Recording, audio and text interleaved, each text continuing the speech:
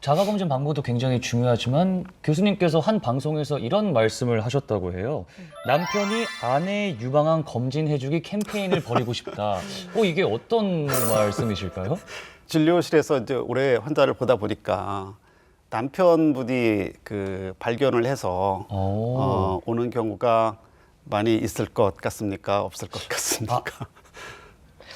글쎄요, 막 이렇게 신경 써서 하지 않는 이상은 힘들 것 같아요. 네. 별로 이렇게 많지 않은 것 같아요. 오히려 그 세신사라고 그러나요? 목욕탕에서 그 도와주시는 분들이나 네네. 뭐 네네. 마사지사가 께서 발견하셨다는 경우는 흔히 보는데 또 남편이 발견했다는 얘기는 또 잘 못 들어보고 또 이제 아까 얘기한 것처럼 자가검진 어떻게 하는지는 알지만 네. 본인이 또 한다는 게 의외로 또 쉽지 않은 것 같아서 결혼하신 분들은 그럼 예를 들어서 남편이 한 달에 한 번 검진해주기 이런 거 하면은 좀 더 조기 발견도 가능하고 또 뭐 부부관계도 원만하는데 도움이 되지 않을까 그래서 제가 몇 번 얘기했는데요. 네. 별 도움이 없더라고요.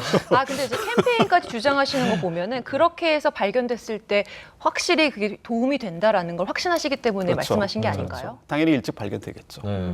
이렇게 주먹만하게 커져 있을 때까지 네. 그 자기도 모르고 남편도 모르고 하는 그런 사례는 좀 줄어들겠죠. 이런 캠페인이 좀 활성화되면 네. 너무 좋을 것 같아요. 그리고 그런 경우에는 너무 의사로서 안타까우실 것 같습니다. 안타깝죠. 그런 마음에 네. 또. 네. 교수님께서 또 대한민국 최초로 미국 임상종양학회에서 치료 가이드라인을 제시하신 부분이 있으시죠. 네. 이 내용 좀 소개를 직접 좀 해주시죠. 간단히 말씀드리면 그 우리나라 유방암 환자들의 특징이 나이가 젊은 거예요. 젊은 거예요. 그러니까 한 50% 정도가 폐경 전에 유방암에 걸리거든요. 사실 이거는 우리나라의 굉장히 특징적인 거고요. 네. 서구에서는 그런 폐경 전 유방암 환자가 그렇게 많지는 않습니다. 다 50, 60, 70 이렇게 노년기에 많이 생기는 병이거든요. 근데 이 폐경 전 유방암 환자가 항암 치료를 하게 되면 네. 자연스럽게 폐경이 오는 경우가 많아요. 난소 기능이 떨어져서 그 폐경이 이제 영구히 폐경이 되는 경우도 있고 뭐 한 1, 2년 정도 폐경이 왔다가 다시 돌아오는 생리가 돌아오는 경우도 있고.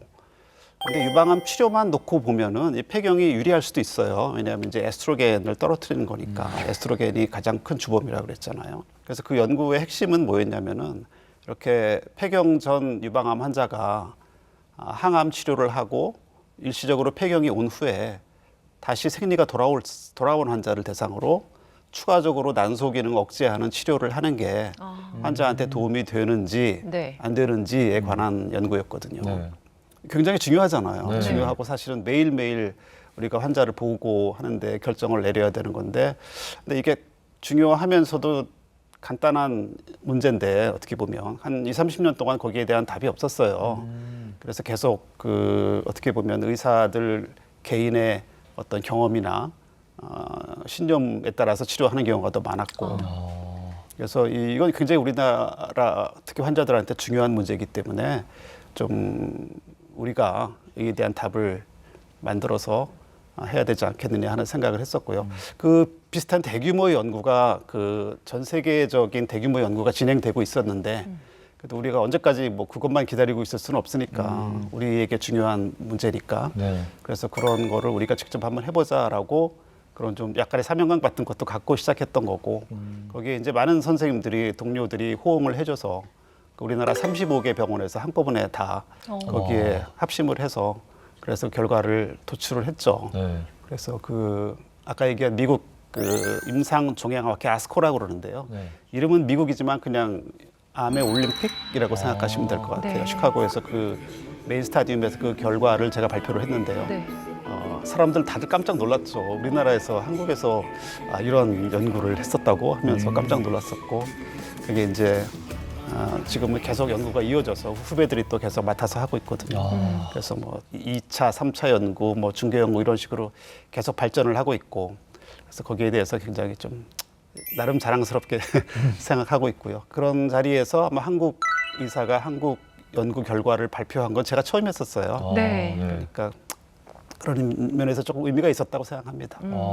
그 연구 결과가 그러니까 폐경 전 유방암 환자들에게 난소 기능을 일시적으로 떨어뜨려서 치료를 돕는 그렇죠. 그 결과가 맞다는 그, 그렇죠. 그 가이드라인 제시하신 맞습니다. 거잖아요. 그래서 그게 현재는 그 세계적인 그 유방암 치료 가이드라인에도 실려 있습니다. 아, 저희 그 야. 연구 결과와 함께.